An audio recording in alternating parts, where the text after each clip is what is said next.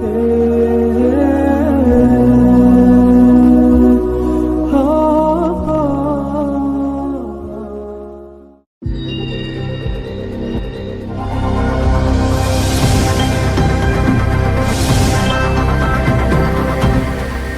আমরা এখানে যারা বসে আছি আমরা সকলেই দাবিদার, আমরা ইমানদার, মুত্তাকি, আমরা মুসলমান। কিন্তু আমরা আল্লাহর কাছে ইমানদার কি না, আল্লাহর কাছে আমরা মুত্তাকি কি না, এই বিষয়ে আমাদের কারো ধারণা বা আমরা সিওরিটি দিতে পারি না। হ্যাঁ, আমরা কলেমা পড়ে মুসলমান হয়েছি, তাওহীদ স্বীকার করেছি, রব স্বীকার করেছি, আল্লাহকে সেজদা দেই, দান সাদকা করি, ইসলাম মানি। এরপরেও আমরা মুসলমান আছি কি না এটা বলা যায় না, যেহেতু হাদিসের মধ্যে একাধিক হাদিস আছে যে এমন কিছু কাজ আছে যেই কাজগুলা করলে মুসলমান আর মুসলমান থাকে না, মুসলমান থেকে খারিজ হয়ে যায়। যেমন একটা দৃষ্টান্ত দেই, রাসূল পাক সাল্লাল্লাহু আলাইহি ওয়াসাল্লাম বলেছেন, কোন ব্যক্তি যদি জালিম ব্যক্তিকে সমর্থন করে বা সহযোগিতা করে, ওই ব্যক্তি আর মুসলমান থাকে না, মুসলমান থেকে বার হয়ে যায়। সেই ব্যক্তিটা জানেন যে এই ব্যক্তিটা জালিম, মানুষের প্রতি জুলুম করে, অত্যাচার করে, মানুষের প্রতি নির্ভীক বিচার করে।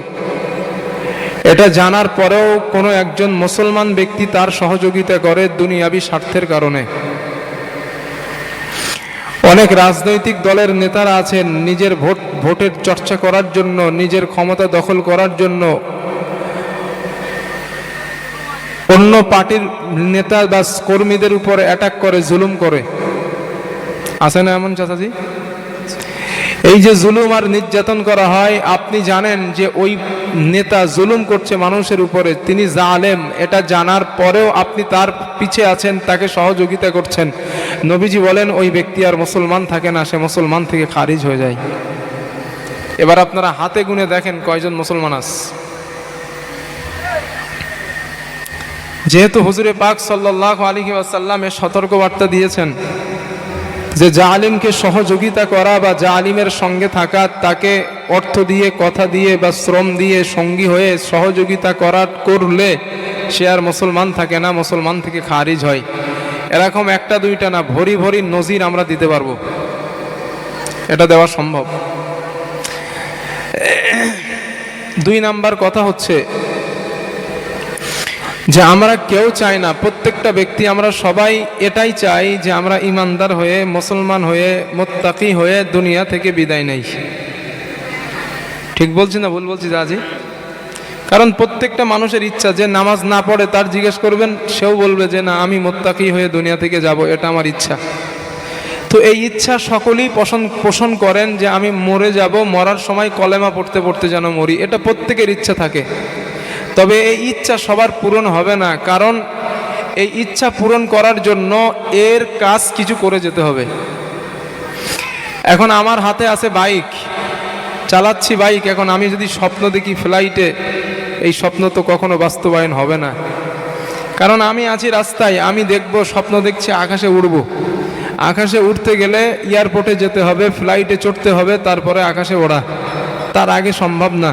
তো ঈমান নিয়ে মরতে গেলে এই ইচ্ছা পোষণ করলে এই চিন্তা চেতনার উপরে প্রতিষ্ঠিত হতে হবে যে রব যে বিধান দিয়েছেন পূর্ণাঙ্গ রূপে মেনে নেওয়া। এই বিধানের বাইরে গেলে ঈমানের সঙ্গে মৃত্যুর আশা করা যায় না। রবের বিধান মেনে নিয়ে রবকে খুশি করানোর চেষ্টা করে আশা করা যায় ঈমানি মৃত্যুর। আর ঈমানি মৃত্যু যদি না হয় তার জন্য জান্নাত হারাম, কারণ রব বলেছেন ইন্নাল্লাযীনা আমানু, নিশ্চয়ই যারা ঈমান আনয়ন করে, ওয়া আমিলুস সালিহাত, এবং সৎ কাজ করে, লাহুম জান্নাতিন তাজরি মিন তাহতিহাল আনহার, আমি তাদের ওই জান্নাত দান করব যার তলদেশ দিয়ে নহর সমূহ প্রবাহিত। সুবহানাল্লাহ। তাহলে আল্লাহ তাআলা ওয়াদা করেছেন আমি জান্নাত দেব তাদের ঈমান আনার সাথে সাথে নেক কাজ করে। নেক কাজ কি? নামাজ পড়া, রোজা করা, হজ করা, যাকাত দেওয়া, নফল ইবাদত করা, এই জলসায় বসা, এটাও নেক কাজ। এর মধ্যে কিছু মানুষ আপনি দেখেন এখনো বাজারে কিছু ঘুরতেছে, লোক কুটুম নিয়ে ব্যস্ত, সময় নাই তাদের আসার। মেন কথা এটা যে নেক কাজ, ভালো কাজ, এই চিন্তা তাদের ব্রেনটেই নাই।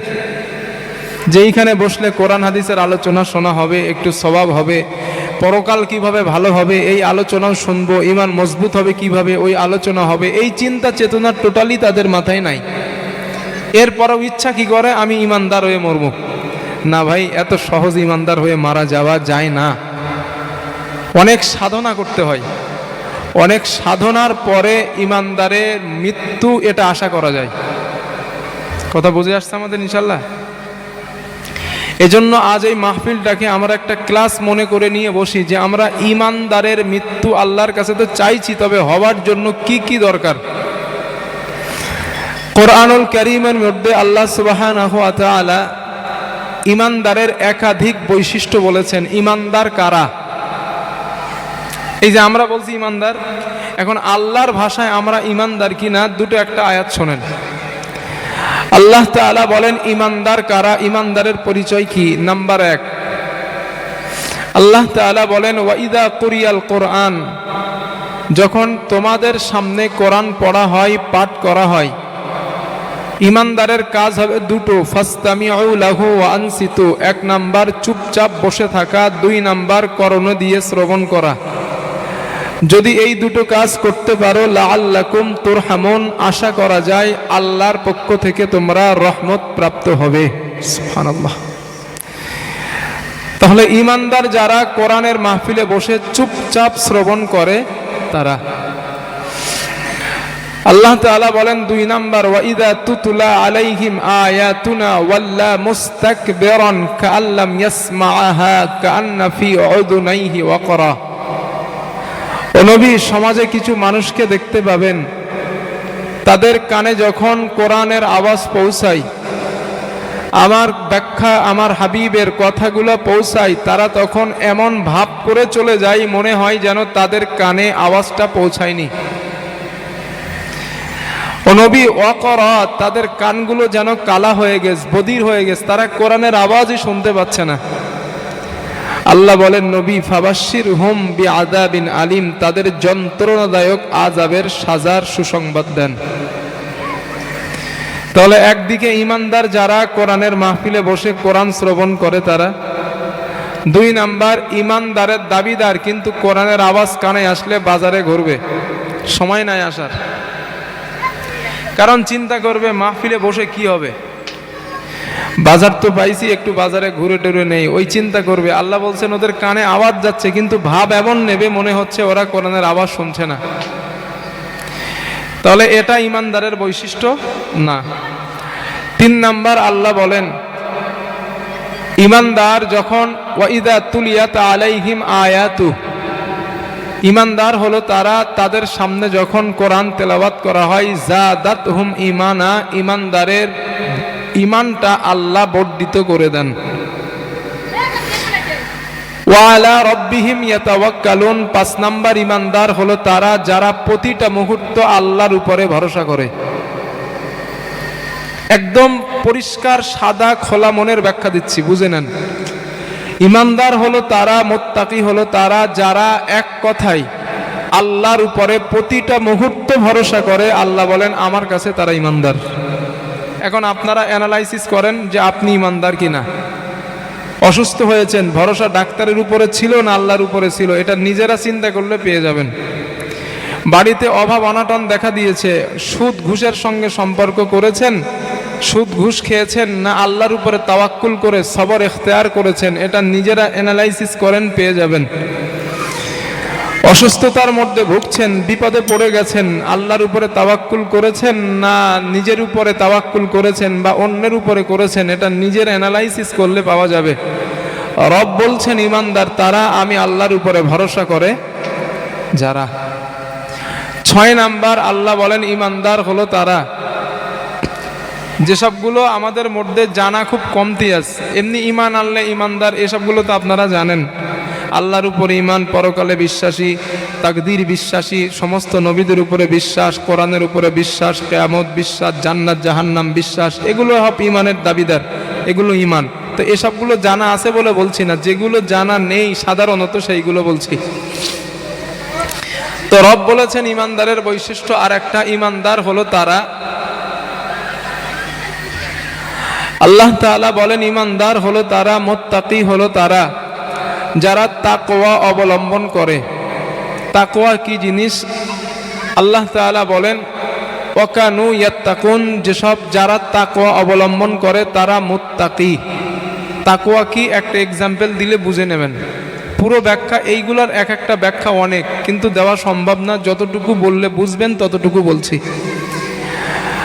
আপনারা পাকাল মাছ দেখেছেন? পাকাল মাছ মাটির নিচেই থাকে যেটা, বা কুচে কুচে, ওটা দেখবেন মাটির এক হাত নিচু থেকে টেনে বার করলে ওর গায়ে কোনো কাদা থাকে না।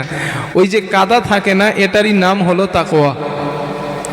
কেমন তাকওয়া? পৃথিবীতে আপনি ব্যবসা বাণিজ্য করবেন, চাষাবাদ করবেন, সংসার ধর্ম করবেন, সব কিছু করবেন, কিন্তু গোনা আপনার গায়ে স্পর্শ করবে না, এটারই নাম হলো তাকওয়া। আর রব বলেন যারা গোনা থেকে বেঁচে থাকেন তারা হলো মুত্তাকি।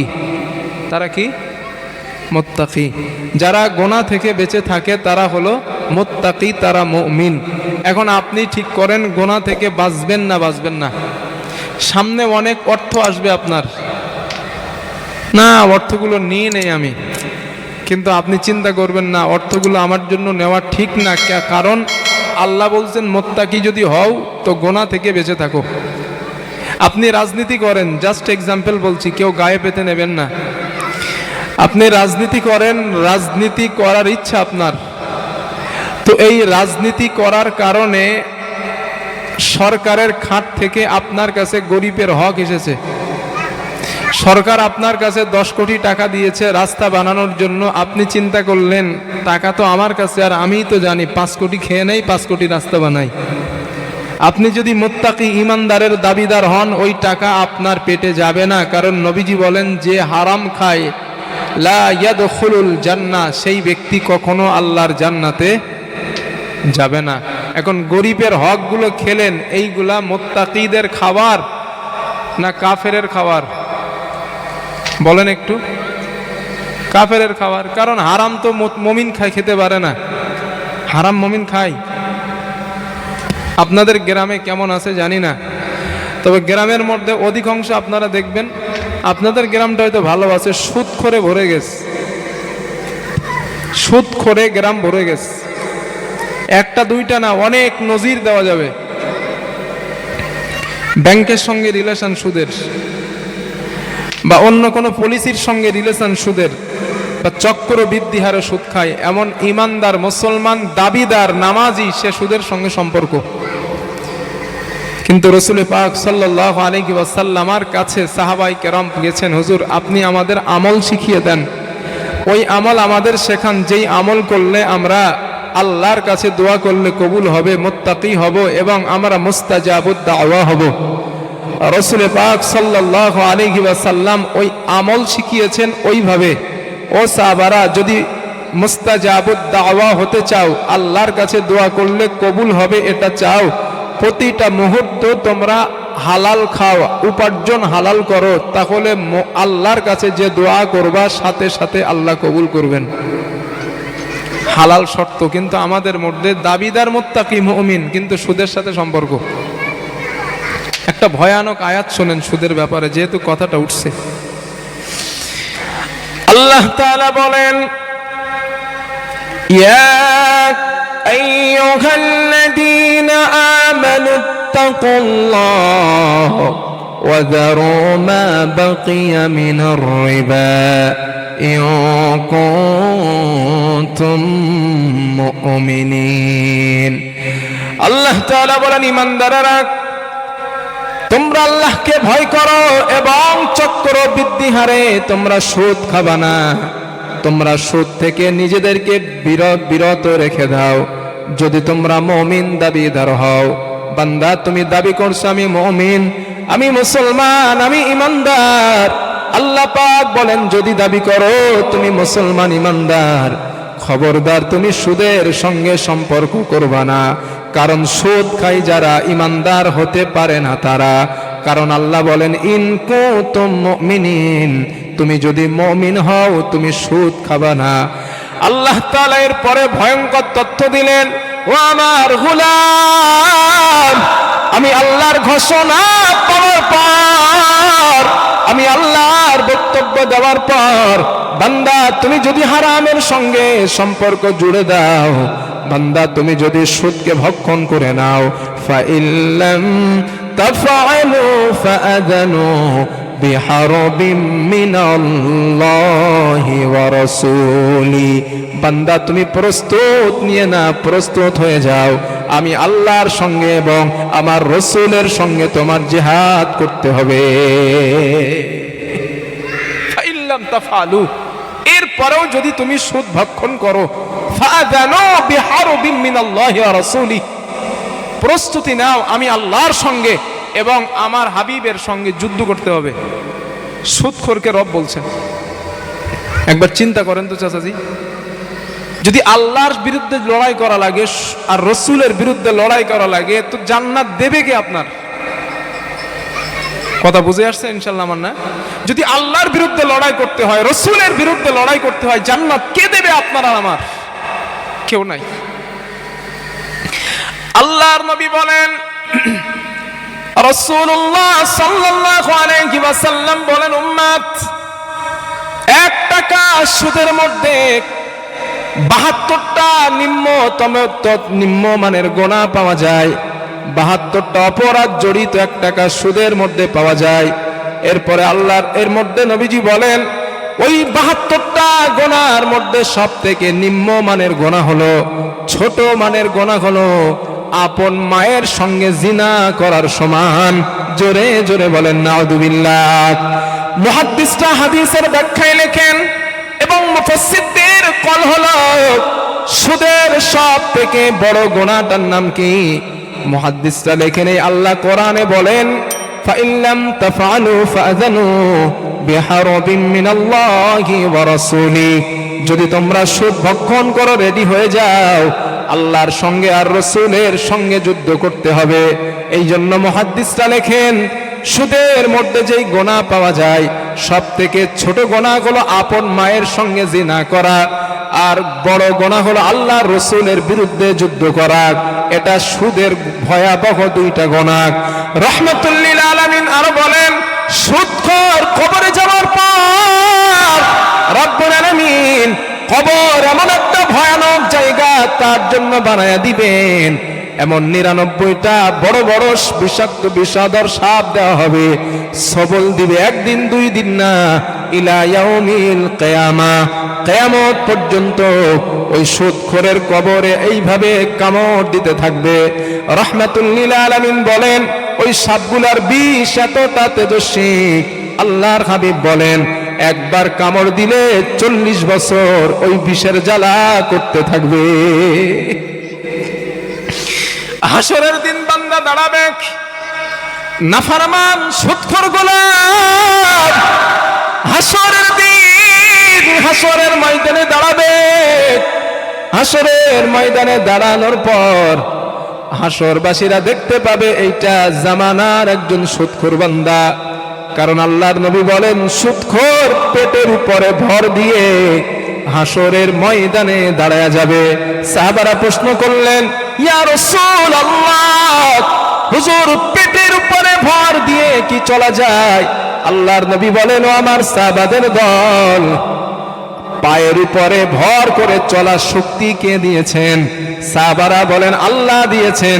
নবীজি বললেন যে আল্লাহ দুনিয়ায় 2 পায়ের উপরে ভর করে চলার শক্তি দিতে পারেন, ওই আল্লাহ হাসরের দিন সুদখোরদের পেটের উপরে ভর করে আমার আল্লাহ চলার শক্তি দিয়ে দিবে। যাও দেখতে পাবে মানুষ, দেখো ওইগুলো জামানার সুদখোর। রাসূল বলেন, শুধু না, শয়তান জিন, দুষ্ট জিন মানুষকে ভর করলে যেমন হয়, দুষ্ট জিন মানুষকে ভর করলে যেমন দেখা যায়, রাসূল বলেন কিয়ামতের দিন সুদখোর যখন দাঁড়াবে, তোমরাও দেখবা ওদের কাঁধে তেমন শয়তান ভর করে আছে। তোমরা সুদখোরকে দেখলেই চিনতে পারবা ও জামানার সুদখোর। এরপরেও আমরা কি দাবি করি? আমরা মুমিন, আমরা মুত্তাকি।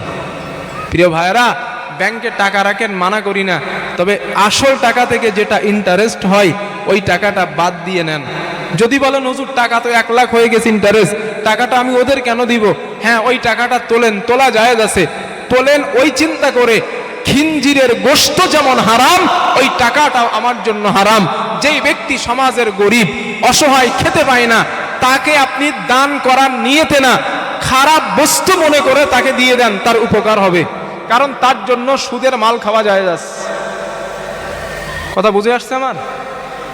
কুত্তার পায়খানা খাওয়া যেমন খারাপ, সুদের টাকা খাওয়া ওর থেকেও খারাপ। এর থেকে আর কিভাবে ব্যাখ্যা দিলে বুঝবেন? এরপরেও যদি বলেন হুজুর আমি মুমিন, আমি মুত্তাকি, আল্লাহ বলেন তুমি মিথ্যাবাদী।